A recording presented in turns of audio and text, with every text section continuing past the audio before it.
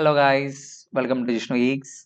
ഇന്ന് നമ്മൾ പഠിക്കാൻ പോകുന്നത് പൈത്തണിൽ തന്നെ ഇമ്പോർട്ടൻ്റ് ആയിട്ടുള്ള ഫോർ ലൂപ്പ് വൈ ലൂപ്പിനെ പറ്റിയിട്ടാണ്. ബേസിക്കലി ഫ്രം സ്ക്രാച്ച് നമ്മൾ പഠിക്കുന്നുണ്ട്, ഹാൻഡ്സ് ഓൺ ആയിട്ട് നമ്മൾ ചെയ്യുന്നതാണ്. ഓക്കെ, സോ നമുക്ക് സ്റ്റാർട്ട് ചെയ്യാം.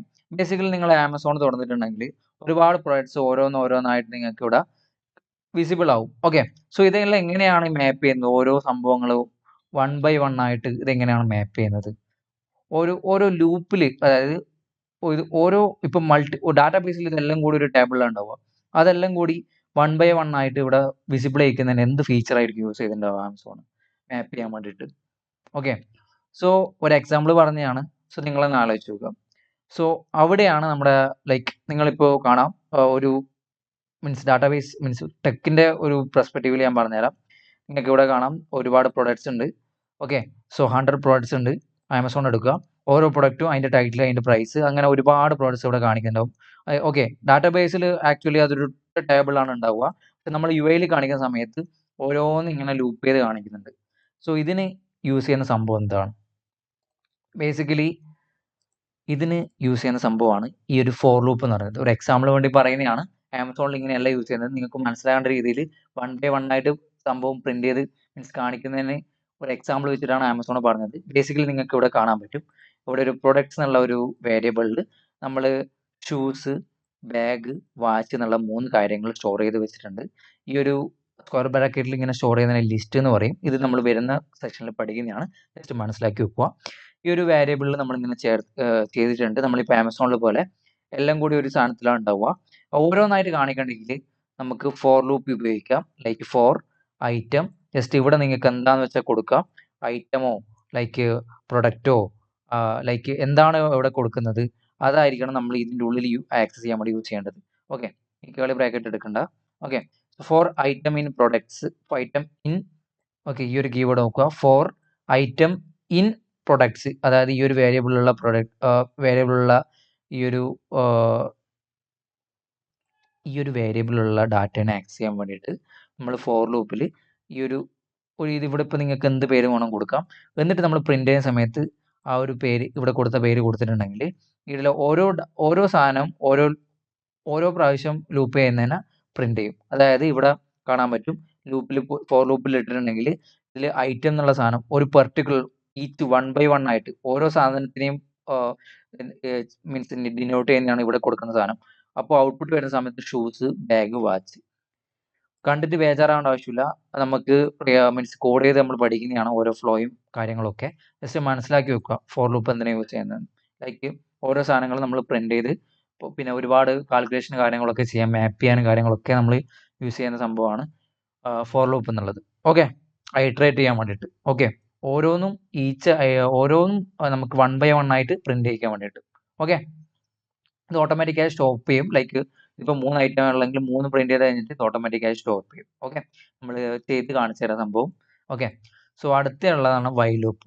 സംഭവം വെച്ചാൽ നിങ്ങൾ ആമസോണിൽ എന്താണ് സ്ക്രോൾ ചെയ്ത് താഴെ എത്തുന്ന സമയത്ത്, മീൻസ് താഴെ എത്തിക്കഴിഞ്ഞിട്ടുണ്ടെങ്കിൽ ട്രിഗർ ആവണം അടുത്ത പ്രൊഡക്ട്സ് ലോഡ് ചെയ്യാൻ വേണ്ടിയിട്ട്.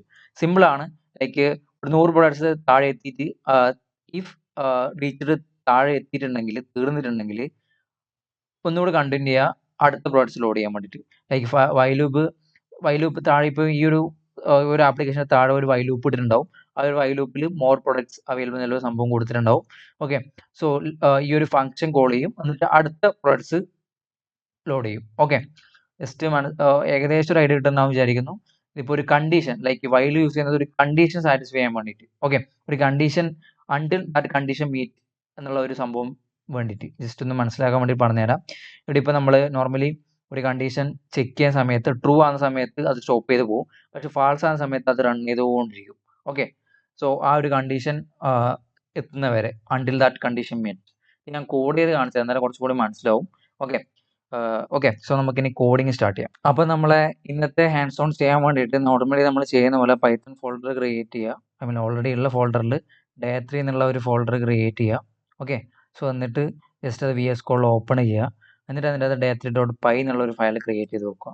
ഓക്കെ, ഇനി നമുക്ക് ഫോർ ലൂപ്പ് സ്റ്റാർട്ട് ചെയ്യാം. For I in range range okay 1, 10, പിന്നെ ഒരു ഈ ഒരു സിമ്പിൾ, പിന്നെ എൻ്റർ, പ്രിൻ്റ് ഐ. ഓക്കെ, ഇത് ഞാൻ പറഞ്ഞുതരാം ഇങ്ങനെ വർക്ക് ചെയ്യുന്നത്. Just Python .py.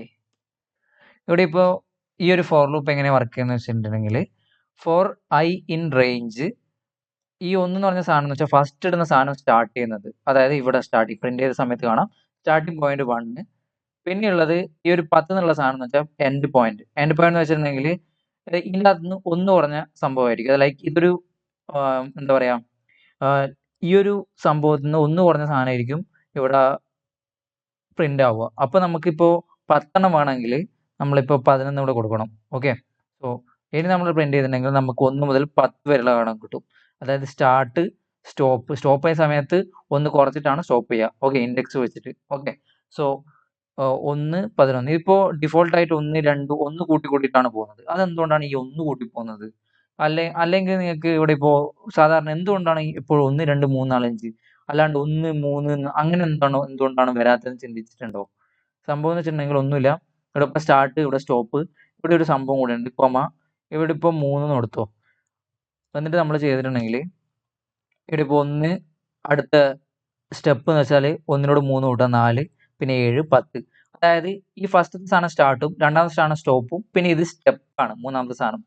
എത്ര സ്റ്റെപ്പ് മീൻസ് അടുത്ത സംഖ്യയിലേക്ക് എത്ര സ്റ്റെപ്പ് വെക്കണം. ഓക്കെ, സോ ഇവിടെ ഇപ്പോൾ 1 കൊടുത്തിട്ട് 1 ഡിഫോൾട്ടായിട്ട് ഉണ്ടാവുക. 2 കൊടുത്തിട്ടുണ്ടെങ്കിൽ എന്താണ്, 1 കഴിഞ്ഞിട്ട് 2 കൂട്ടി 3, 3 കഴിഞ്ഞിട്ട് 2 കൂട്ടി 5, 5 കഴിഞ്ഞിട്ട് 2 കൂട്ടി 7, 7 കഴിഞ്ഞിട്ട് 2 കൂട്ടി 9, 9 വരെയുള്ള സംഭവം പ്രിന്റ് ആവും. ഓക്കെ, ഇതാണ് റേഞ്ച് എന്ന് പറഞ്ഞ സംഭവം. ബേസിക്കലി റേഞ്ച് എന്ന് വെച്ചിട്ടുണ്ടെങ്കിൽ how many times loop repeat ചെയ്യുന്നതിനാണ് നമ്മൾ റേഞ്ച് യൂസ് ചെയ്യുക. ഇനിയുള്ളത് ജസ്റ്റ് ഒരു ലിസ്റ്റ് കൊടുക്കുക. ലിസ്റ്റ് എന്ന് വെച്ചിട്ടുണ്ടെങ്കിൽ 1 മുതൽ 10 വരെ ലിസ്റ്റ് ഉണ്ട്. ഈ ഒരു ലിസ്റ്റിൽ ഓരോ സാധനങ്ങളും പ്രിന്റ് ചെയ്യേണ്ടെങ്കിൽ നമ്മൾ എന്താണ് യൂസ് ചെയ്യുന്നത് വെച്ചിട്ടുണ്ടെങ്കിൽ റേഞ്ച് അല്ല, ഫോർ ഐ ഇൻ ലിസ്റ്റ് എന്ന് കൊടുക്കുക വേണ്ടേ. ഓക്കെ, എന്നിട്ട് പ്രിന്റ് ഐ കൊടുത്തിട്ടുണ്ടെങ്കിൽ സെയിം അതിൽ ഓരോ സാധനങ്ങളും പ്രിന്റ് ആവും. 1, 2, 3, 4, 5 അതിൽ ഓരോ സാധനങ്ങളും പ്രിന്റ് ആവും. ഇവിടെ ഇപ്പോൾ ഇതല്ല, ABCD ആണെങ്കിൽ apple, banana, cherry. Okay, so ഇത് പ്രിന്റ് ചെയ്തിട്ടുണ്ടെങ്കിൽ എന്താ വരിക? പവർ ഷെല്ലെല്ലാം അടിച്ചു പോയല്ലോ ഗൈസ്.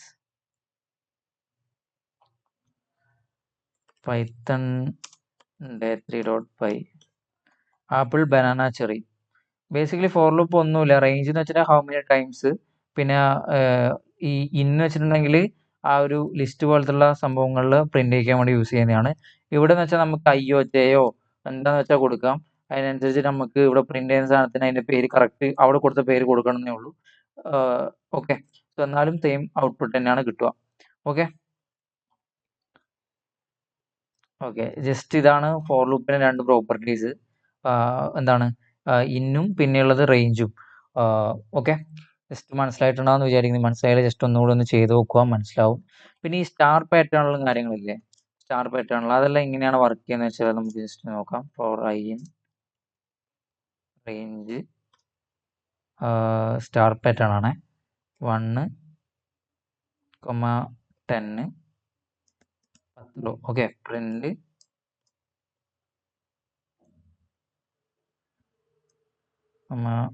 ഐ, സോറി ഇവിടെ സ്റ്റാർ ആണ് വേണ്ടത്. കാണിച്ചാൽ ഔട്ട്പുട്ട് കണ്ടാൽ നിങ്ങൾക്ക് മനസ്സിലാവും. കോളേജിലൊക്കെ ഒരുപാട് ചെയ്ത സാധനങ്ങളാണ്.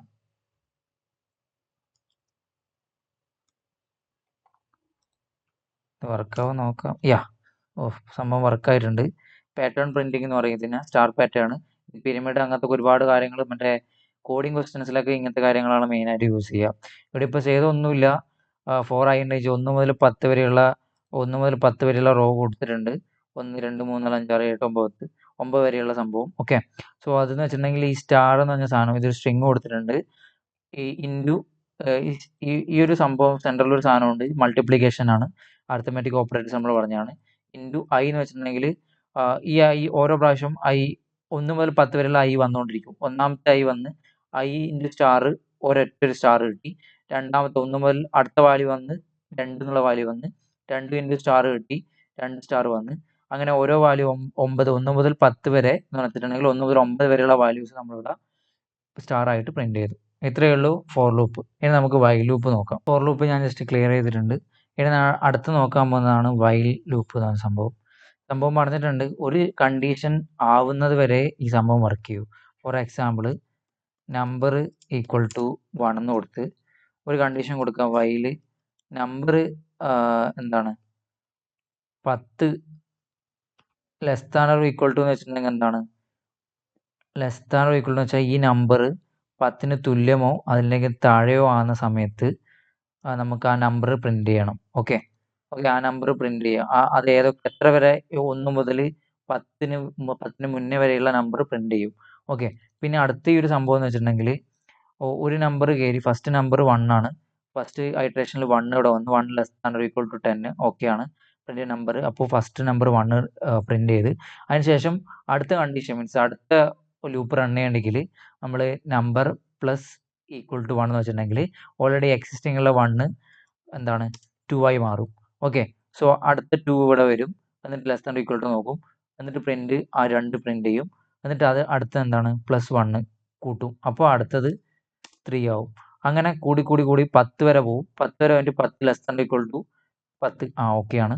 ഓക്കെ ആ ഒരു 10ന്റെ ആ ഒരു കണ്ടീഷൻ ആകുന്ന സമയത്ത് ആ 10 പ്രിന്റ് ചെയ്ത് ഈ സംഭവം ലൂപ്പ് എൻഡ് ആവും. എന്ന് വെച്ചാൽ 10 ഇവിടെ വന്ന് 10 + 1 11 ആയി.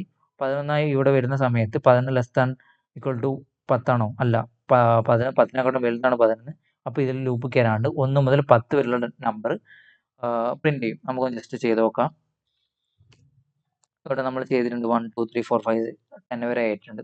ഓക്കെ സോ ജസ്റ്റ് സിമ്പിളാണ്.